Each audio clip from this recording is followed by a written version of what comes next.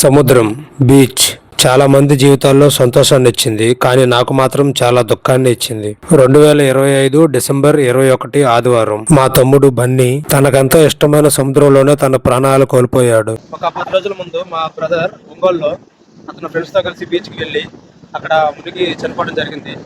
So ఇట్లా beach అనేది సంతోషం ఒకటే కాదు, దుఃఖాన్ని కూడా ఇస్తుంది ఎంతో మందికి. ఈ మధ్య ఇటువంటి వార్తలు మరీ ఎక్కువగా వస్తున్నాయి, అందుకే ఈ వీడియో చేస్తున్నాను. నేనైతే ఒక 2 విషయాలు చెప్తాను. నెంబర్ 1, ప్రతి స్టూడెంట్ అయినా ఎవరైనా యూత్ అయినా మీ ఇంట్లో పేరెంట్స్కి కానీ మీ ఫ్రెండ్స్కి కానీ ఎవరికి కూడా అబద్ధాలు అనేది చెప్పకండి. ప్రాబ్లం ఉండొచ్చు, కానీ నిజం చెప్పే ఏదైనా పని చేయండి, అంతేగాని అబద్ధాలు అయితే చెప్పొద్దు. పేరెంట్స్కి నేను చెప్పేది ఏంటంటే, మీ పిల్లలు చెప్పింది మీరు పూర్తిగా నమ్మవద్దు, ఖచ్చితంగా ఎంక్వైరీ చేయడమా. మీ పిల్లలు ఎక్కడికైనా వెళ్తున్నారు అని చెప్పినప్పుడు మీరు ఖచ్చితంగా ఇప్పుడు అందరి దగ్గర స్మార్ట్ ఫోన్స్ ఉన్నాయి, సో వాళ్ళకి చెప్పండి లైవ్ లొకేషన్ షేర్ చేయమని. మినిమం 12 hours 8 hours అలా లైవ్ లొకేషన్ పెట్టమని చెప్పండి. సో వాళ్ళు ఎక్కడికి వెళ్తున్నారు, ఏమేమి చేస్తున్నారు మొత్తం మీరు అనేది ఇక్కడి నుంచే గూగుల్ మ్యాప్స్లో మీరు చూసుకోవచ్చు, వాట్సాప్లో.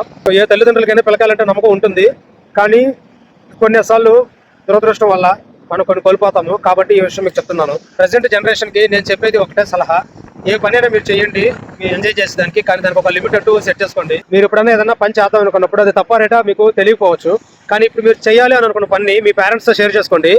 షేర్ చేసుకోవాలనుకున్న ముందే మీకు ఒక భయం కలిగితే అది మీరు చేస్తున్న తప్పు అని అర్థం. ఒకవేళ మీరు పేరెంట్స్కి చెప్దామని అనుకున్నప్పుడు మీకు ఎటువంటి భయం లేకుండా సంతోషం కలిగితే మీరు మంచి పని చేస్తున్నట్టు దాని అర్థం అండి. చిన్న చిన్న తప్పులకి ప్రాణాలు కోల్పోకూడదు, అలాగే అందరూ జాగ్రత్తగా ఉండాలని కోరుకుంటున్నాను.